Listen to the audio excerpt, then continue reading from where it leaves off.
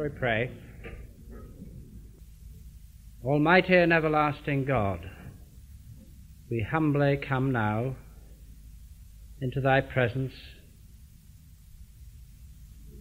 and we give thanks for all those who through the years thou hast used to strengthen, to comfort, to guide, and to help us. And we thank thee for thy servant who is here with us now, and ask that thou wilt guide him and direct him as he gives this memorial lecture. For Christ's sake. Amen. Dr. Martin Lloyd-Jones, I'm sure, needs no introduction from me, and yet, of course, he most richly deserves one. And so he'll get one, brief though it will be. I suppose that most of us, from time to time, take a service. Well, I reckon that if we preached once a Sunday for a year to the average kind of congregation, which I should think are from time to time before us, we might, in a year, have spoken to as many people as he spoke to maybe one Sunday evening in his church, or on 2 evenings on his Friday, I think it was, Friday Bible studies. And so, sir, we do feel it's a great privilege for us to have you with us tonight. We welcome you, and I'd ask you on behalf of the Christian Medical Fellowship to deliver the Rendell Short Memorial Lecture 1974. Dr. Martin Lloyd-Jones.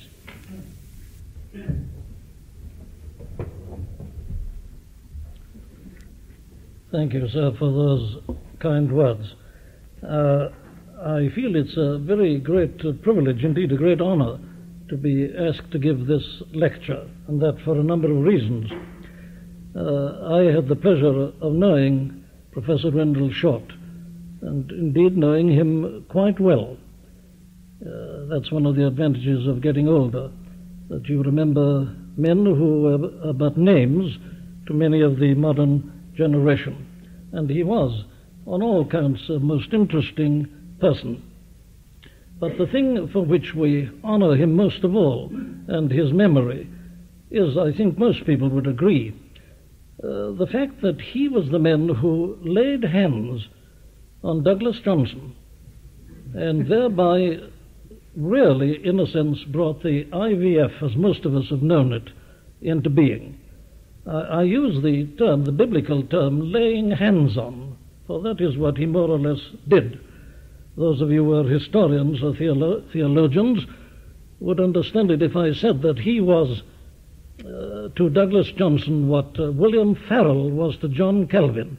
I'm not suggesting any parallel, except in a very general sense. But he certainly did that. So in many ways, indirectly, he is also responsible for this Christian Medical Fellowship. He was one of those men who was known as a Christian doctor. By now this is a fairly common term, but 30, 40 and 50 years ago it was an uncommon term. And there were 2 men, Rendell Short in this country and Dr. Howard Kelly in America, and they were known in religious circles as Christian doctors. And that tells us a great deal about Rendell Short. He was a famous surgeon and well known for his writings, but preeminently he stood out as a Christian doctor. So it's very right that there should be this lectureship with its annual lecture to commemorate him and the great work that he did. I couldn't help feeling, as I was preparing this lecture, whether he would actually be interested in what I'm going to talk about. He was a man who was interested in the relationship between the Christian faith and science and the rest of life in an objective way. Most of his works, as you know, were on the apologetic side. He took a very objective view.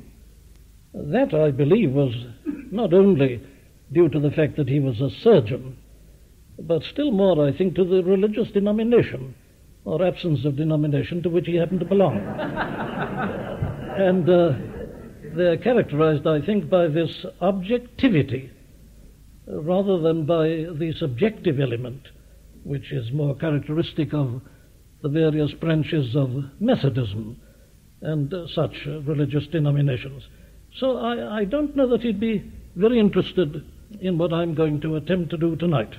However, I've chosen this title of Body, Mind, and Spirit. Let me make it clear that this is not to be a theological lecture on the nature of man, the vexed question of whether it's bipartite or tripartite. That's not what I'm proposing to do.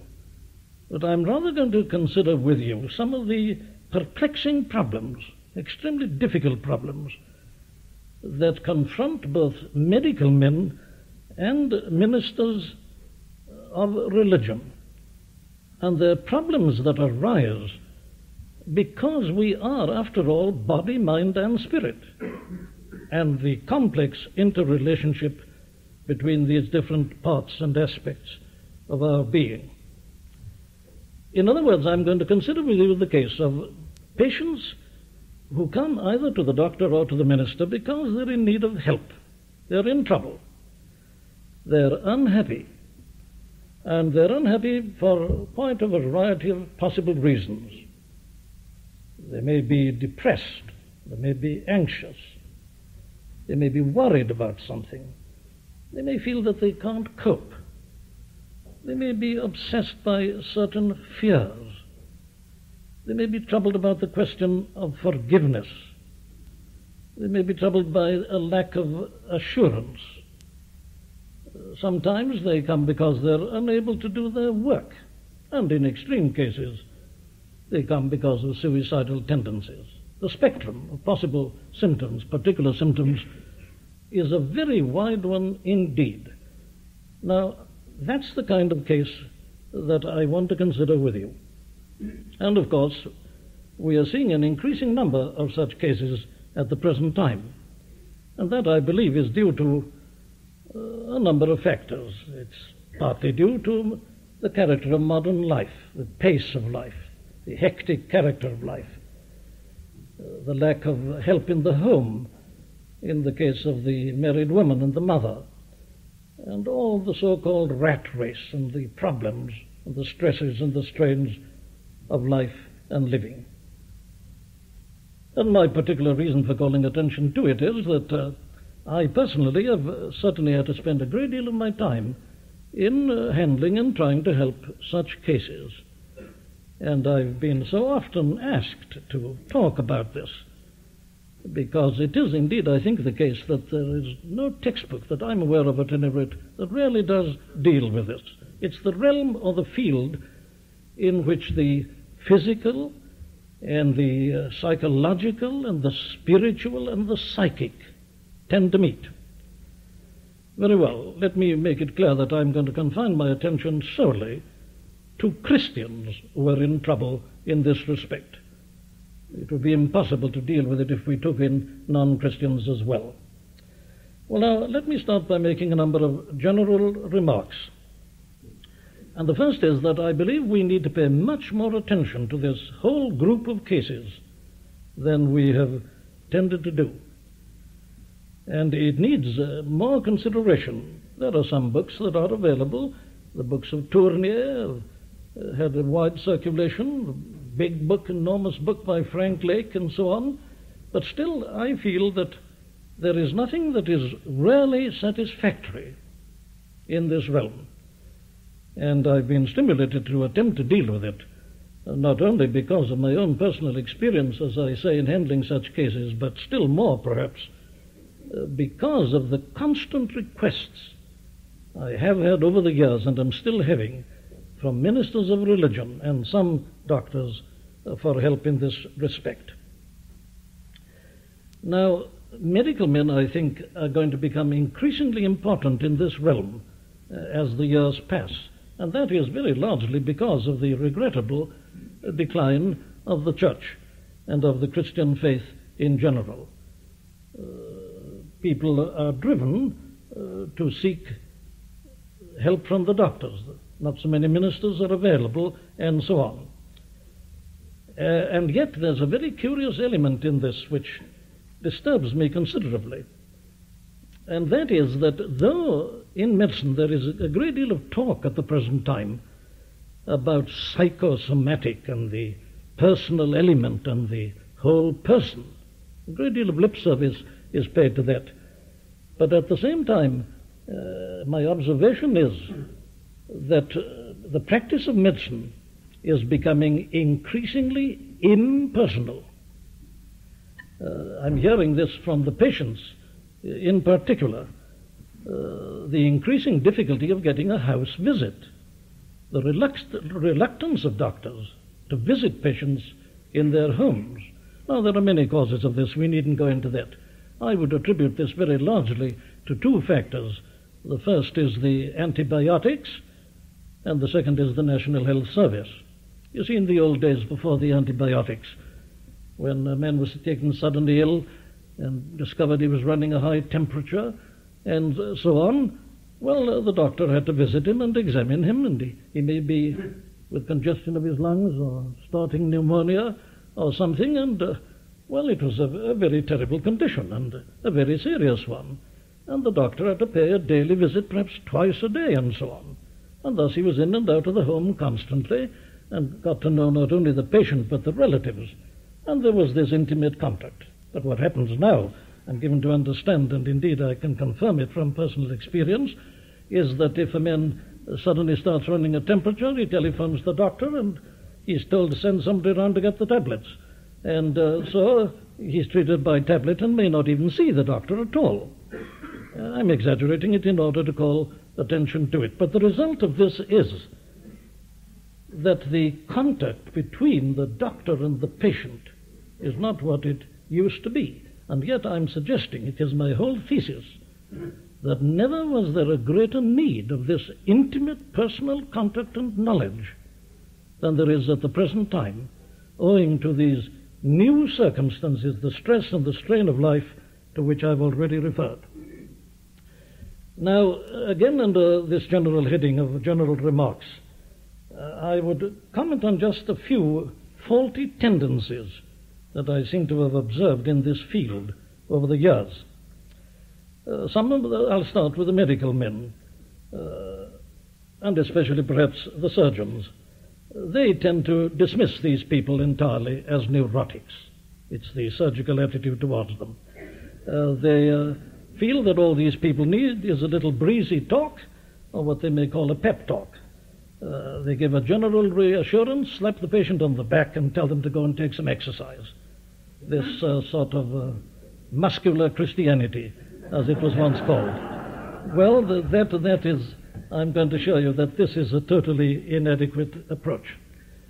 Or the doctor more generally may just content himself with prescribing some tablets or medicine of some sort and trying to calm the patient, and then he reconciles himself to the fact that he'll have to put up with periodic visits from this patient and just repeat the medicine, repeat the dose, and he just resigns himself to his fate and really never meets the situation as it needs to be met.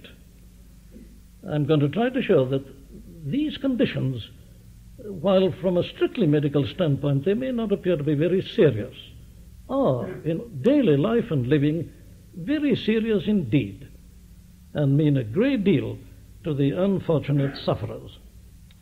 With regard to ministers of religion, their danger, I would say on the whole, is to get too involved. That's very rarely the danger of the medical men. He has learned to be more detached. He has to be. He develops a kind of protective mechanism. But the minister doesn't know about this, and he gets too involved, too emotionally involved. And I've known many instances of ministers of religion who really had to break down themselves simply because they didn't know how to handle some of their parishioners or church members who came to them suffering from one or other of these conditions. Another danger with the minister is to regard everything as spiritual and to treat it on purely spiritual lines. I've often told the story of returning to Westminster Chapel one Sunday afternoon about 5 o'clock. Two excellent men, came in to me and looking pale and drawn and exhausted. And I commented immediately and asked them what was the matter. Well, they said, "That's why we've come to see you." And I said, "Well, what's been happening?" And they told me how they'd been talking for 3 hours to a man who was an obvious manic depressive and who'd had repeated treatments in various institutions. They'd been dealing with him in a purely spiritual manner. They hadn't made the slightest difference to him, but they'd succeeded in exhausting themselves. And it's because of this failure to draw some of these distinctions and the danger of getting too involved themselves. Another danger with ministers in this realm I have found is this, that the patients feel that they can't trust the minister in this way, that they're afraid that they will be used as illustrations. Let me illustrate this in one case. I once got to know a minister from America. I happened to come to this country and to London, and in a most amazing way, something happened to him in a Sunday morning service. The man had come from America because he was what they called on the verge of a breakdown, and his deacons and church had insisted upon his taking a 6 months rest and holiday, paid all his expenses and so on. That man, his problem was completely solved through just listening to the sermon, and it was as a result of that that I got to know him. And I remember saying to him, when he told me his whole story, I said, "Well, surely you could have consulted one of your brethren in America, certain prominent ministers whom I named and so on." I said, "Did you go and talk to them?" "Oh, no," he said. I said, "Why not?" "Well," he said, "I was afraid to." I said, "Why were you afraid to?" He said, "I would have been used as an illustration in a sermon. They wouldn't have mentioned my name, but they would have given so many details that most people wouldn't have been able to work it out, and they would have soon have discovered that I was the man to whom the reference was made."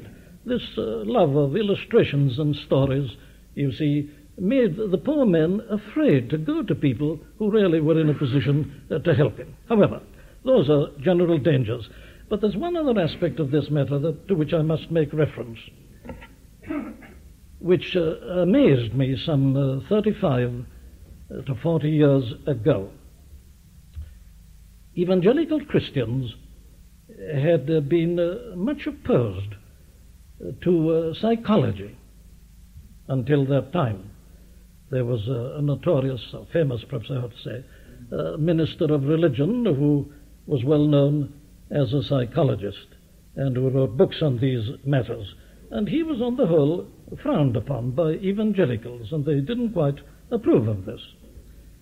But there was a dramatic change in attitude of evangelical people, roughly, as I say, some, 35 years or so ago. And suddenly, a great vogue of psychology and of interest in psychology came into evangelical circles. And they were all now sending people to see a psychologist. I've often told the story of a poor fellow who came into me on a Sunday night, and he was in great trouble. He'd been told to go to a college to be trained to be an evangelist, and he couldn't follow the lectures and so on. And he'd gone to the principal to say that he couldn't do this. And the principal immediately said to him, "You must see a psychologist." And the man had only come to me to ask for the name of a Christian psychologist. Now, this had become the vogue, and some of you perhaps are old enough to remember a particular psychologist practicing who had a great vogue and even wrote articles to a certain religious weekly paper, and who worked very hard indeed, seeing almost exclusively evangelical Christians, and found it a most lucrative practice. He was a Freudian, and it was amazing to me that suddenly evangelicals were all sending people to this particular man. This was something quite new. And then one heard of missionary societies even sending missionary candidates to be interviewed by a psychologist or a psychotherapist. in order to find whether they really were fit and proper people to send to the mission field. This, of course, had been happening in business and in other realms, but what was truly astonishing was that it began to invade evangelical circles. It was one of these curious phases which appear amongst us as evangelicals from time to time, our proneness to fads and fancies and fashions. Well, these are just some general points. My last general remark is this, that lay Christians seem to me to do untold harm to this kind of sufferer. Almost invariably, I have to spend time in undoing what some overzealous lay person, I'm sorry to say, generally female, has done in talking to these poor people, and doing it in a glib manner, uttering cliches, and they invariably do much more harm than good. Very well. Now let's approach our problem in this way. I'm going to try to describe to you as best I can my own practice, what I've been doing over the years. There I would be standing in my vestry, and somebody had come in, and I was presented with a problem. This person's in trouble. One of the reasons which I've already enumerated has brought them to me. What am I to do for them? Well, the first thing I had to do was to decide which group they belong to, or which department, if you like, they belong to. The first task was diagnosis, which involved immediately a differential diagnosis. And this is really my theme in this lecture, the differential diagnosis in the case of these poor people who come with these various problems. Let me say at once, it's something which is extremely difficult. I find differential diagnosis in this realm much more difficult than in clinical medicine, difficult as that may be at times. But this is extremely difficult. And it is, of course, a vast subject. I'm not going to pretend to deal with it in any exhaustive manner. I'm only going to give you some general points and review the subject in a very general manner. The trouble with doing this, of course, is this, that it is so much easier to do it in practice than to state in words what one's doing. Now, I'm not suggesting by that one is able to do this work by some sort of instinct or horse sense. That comes into it, I've no doubt, and experience is very valuable. But it's such a complicated process. You have to make evaluations and estimates, and so much depends upon question and answer, that it's almost impossible, I find, to state it in words. I've been trying to put all this into words for many years, and still find it extremely difficult, if not impossible. And my only hope is that when I've finished, it'll not be a case of confusion, worse confounded. Yet this is something which I'm saying is very essential. I've known people who've been treated in a very cruel manner. The people who treated them thus were not aware of being cruel. They didn't want to be cruel, but they were being cruel because of their ignorance. You're dealing with souls, you're dealing with persons, and we're all sensitive, we're all highly strung, in a sense, finely balanced, and great harm can be done. Very well. Here then is the patient or the person who's here for help, or what is now called counseling. How do we start? Well, my first question always was this: is it physical? I want to emphasize this, because there are some people to whom it never occurs that the whole thing may be physical. Because the complaint is in the realm of something nervous, it's assumed at once that there cannot be any physical cause. But I found so often that the entire trouble was due to some physical cause which could be treated.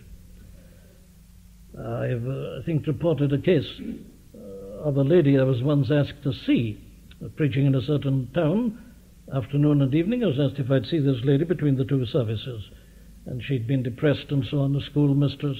She'd given up her Sunday school superintendency and was not coming to the services so regularly, and become depressed and unhappy and so on. And she'd been having treatment by correspondence from this great Christian psychologist, this minister, famous minister who practiced psychology, treating her by correspondence.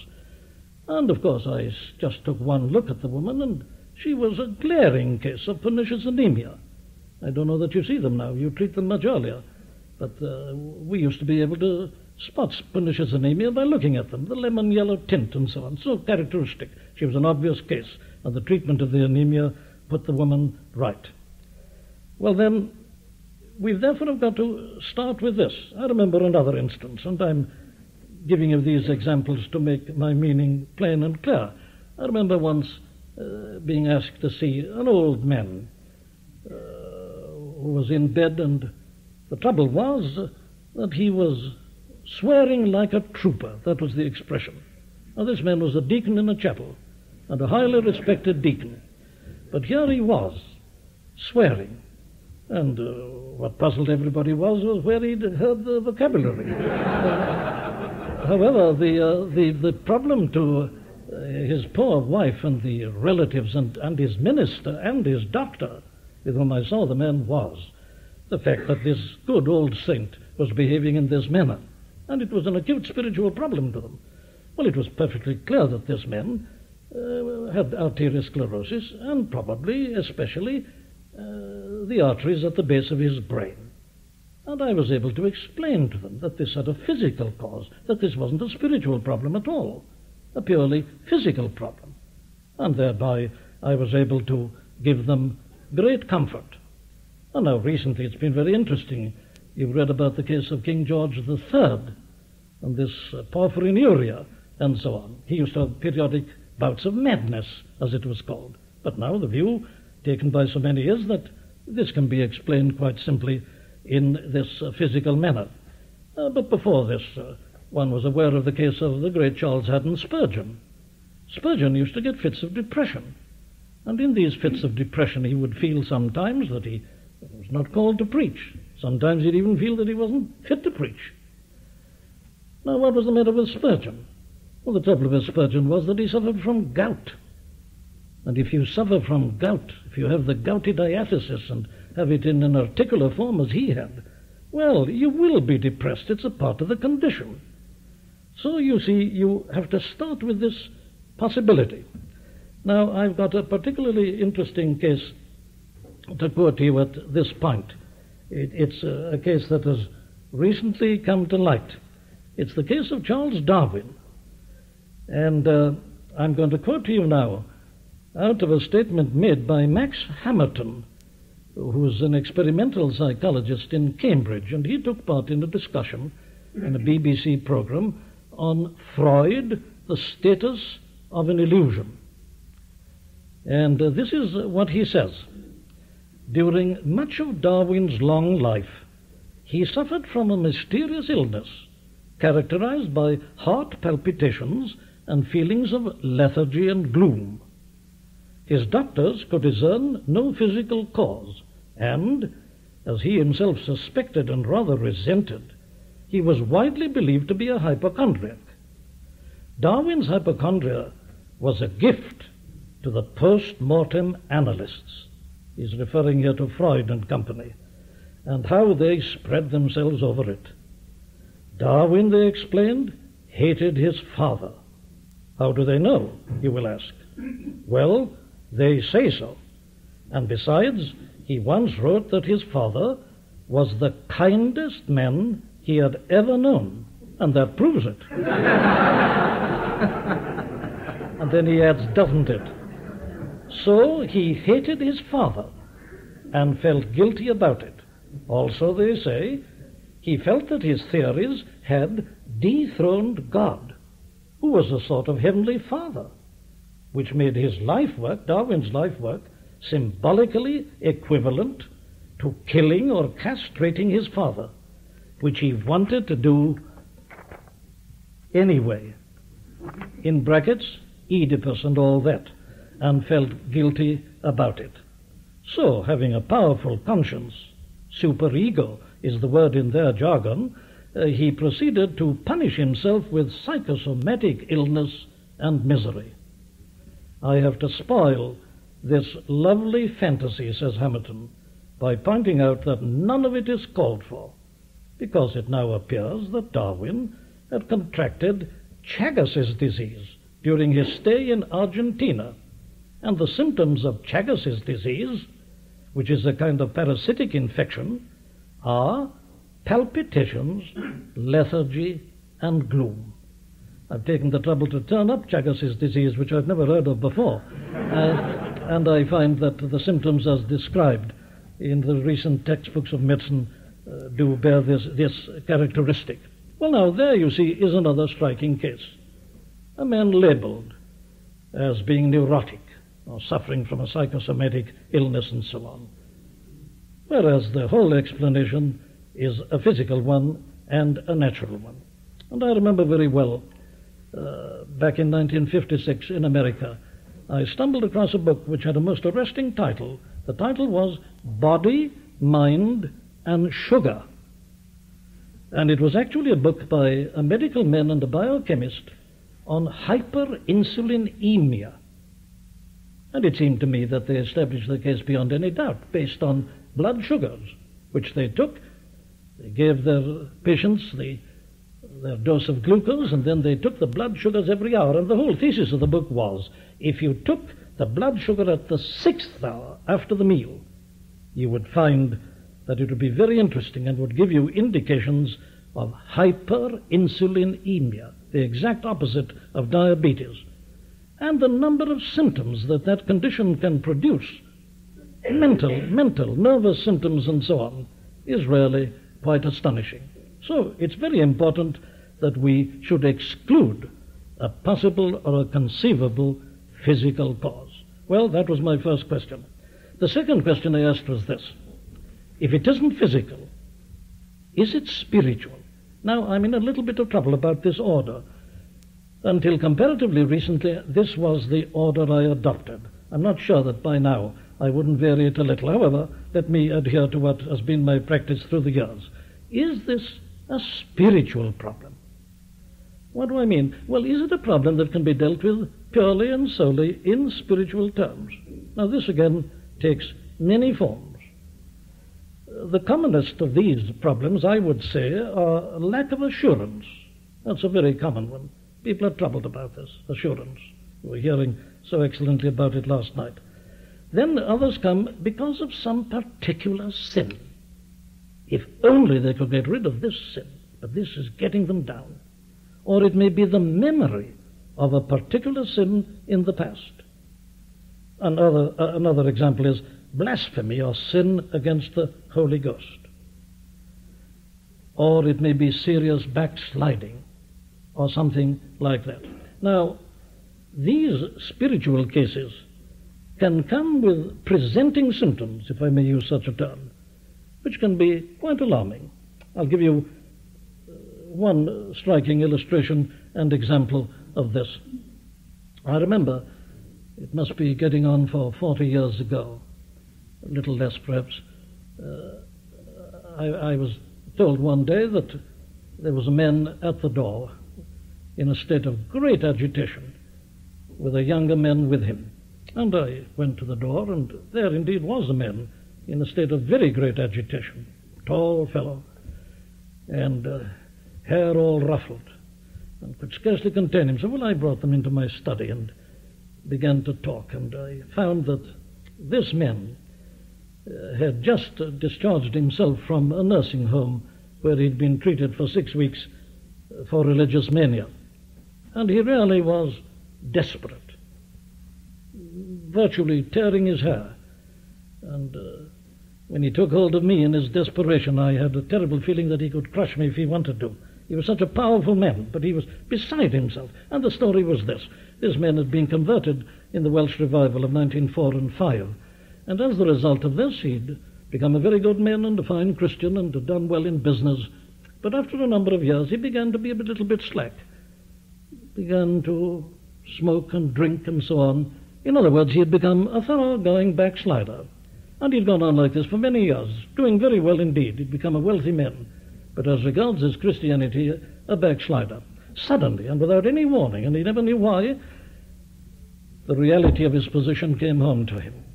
And he began to worry about it. And it took this form. He said, of course, before, when I was unconverted, I did these things. I didn't know any better. And I was forgiven. That's all right. But now I've sinned against the light. I knew the truth, and I knew better. But I've been doing this. There's no forgiveness. And he began to get worried about this. The doctor diagnosed him as religious mania, which is the common diagnosis, and he'd been put into this nursing home, and there he'd been treated in various ways, but was getting worse rather than better. Well, now, this is an example of this kind of case. I put him under the spiritual heading because the treatment I gave him was purely spiritual. I needn't have known any medicine at all. I dealt with him purely in terms of the Scripture and its teaching, and the man was completely delivered. I've had many, many such cases. I remember a lady who was in quite a prominent and responsible position, which involved her having to take prayers every morning. And she'd got into a state where she could no longer do this. She would sweat violently, and in the end she couldn't do it at all. And it was all due to something she'd said about God 22 years before. This woman had had 2 courses of deep analysis. I think both were by the gentleman to whom I've already made reference. And she'd also had treatment from others. And the way in which she came to me was quite interesting. I received a letter asking if I would see her. So I saw her, and she only had one question to ask me: could I recommend a Christian psychologist? That was a very common request that was made of me when I was at Westminster Chapel. And I sent many people to such, but I think I prevented still more from going to them. And I used to say at one time that if you ever heard that I'd been shot, you could be quite sure I'd been shot by a psychotherapist. However, that's all she wanted. But I began to say, why do you need to see a psychologist? That's the question to put. Why? And she told me her story. And it was quite clear to me that she needed scriptural understanding. She needed to reason properly from the Scriptures. And she really was completely delivered. And she's still alive and rejoicing in her Christian life. Now, the diagnostic point, this is what I'm trying to come to help.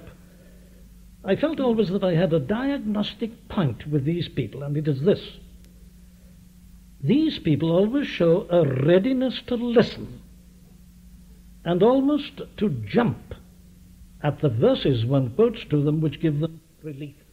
Now, they may argue a lot, and they do, but they always give the impression that they want relief, and they really do listen, and they hold on to verses which really help to give them release and an element of comfort. So you mustn't be put off by their saying, yes, but. They're really doing that in order for you to make your case still stronger. They want you to make your case. That, to me, was a diagnostic point in the case of those whom I put into this spiritual category. The next category, the third category, is the psychological. I use that term, a general term, or if you prefer it, mental illness. Now, this is a very interesting category, and especially at the present time, because we are now in the midst of one of the latest crazes or fashions in evangelical circles in this department. This concept of mental illness is under great attack at the present time.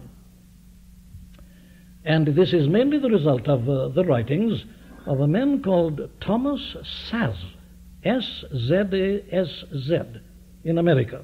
He's written a number of books. Here are some of his titles. The Myth of Mental Illness, Ideology and Insanity, The Manufacture of Madness. What's his thesis? His thesis is this, that this, regarding of people as mentally ill and treating them accordingly, is but the latest manifestation of something that has been taking place throughout the centuries. In the Middle Ages, he said, it was this. It was punishment of heterodoxy by the church. If a man became a heretic, he was ostracized. He was punished in various ways. The Inquisition. That was the form it took then. But then he said that gradually went out, and it was replaced by witch hunting.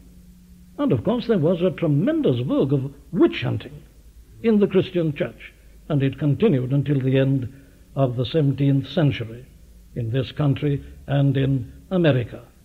And then that went. What do they do now? What they do now, he said, is to diagnose people as being mentally ill and put them into various institutions. His whole argument, this is his thesis in his books, he repeats it in all his books, that this is precisely what is happening, and this is something which we have to resist. Now, this man says in his writings, I find not only interesting but most entertaining. He's a brilliant writer and undoubtedly a very able man. And if you want some enjoyable reading, you try some of these books of this man. I know that they're available in the Royal Society of Medicine, but I believe they can, I know some of them are actually printed in this country by now. And of course there's a great deal of truth in what he says. He is a violent anti-Freudian. He is attacking this which has become a cult. The cult, as I say, which came into evangelical circles, sent him to a psychologist. Everybody labeled at once, everything psychological. Now he makes a tremendous attack upon this. He deals in some of his books with the financial aspect of this, and it needs to be dealt with. But what concerns him still more is the element of moral judgment that is involved.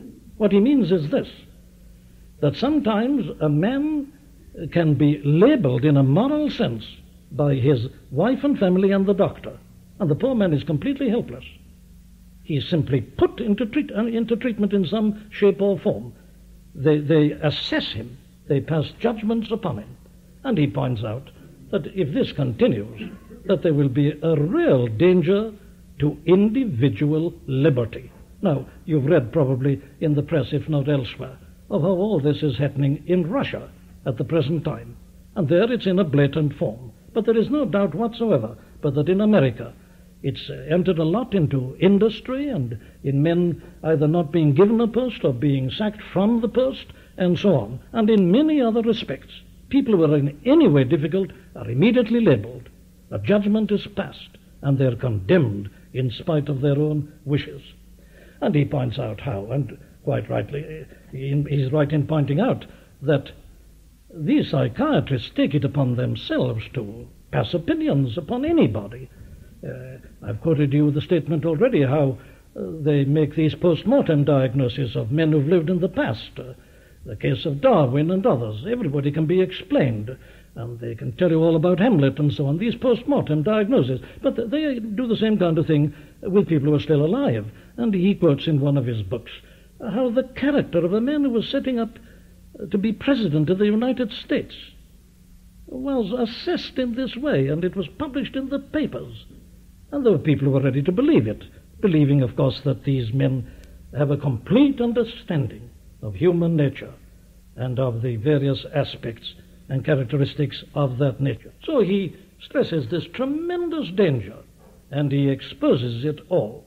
And he has some most interesting and amusing things to say. He quotes, you see, from the past, and what he's out to prove is this, that you read of what they did with people like this in the past, and you're horrified. He says they're doing exactly the same now in a more polite way. And amongst the other things which he quotes was this one. He points out in his book, The Manufacture of Madness, this, here I quote, as recently as 1860, it was not necessary to be mentally ill to be incarcerated in an American mental institution. It was enough to be a married woman. When the celebrated Mrs. Packard was hospitalized in the Jacksonville State Insane Asylum for disagreeing with her minister husband, the commitment laws of the state of Illinois proclaimed that married women may be entered or detained in the hospital at the request of the husband or the woman or the woman or the guardian, without the evidence of insanity required in other cases. Here was a woman who was thrown into an asylum for venturing, you see, to disagree with her minister husband.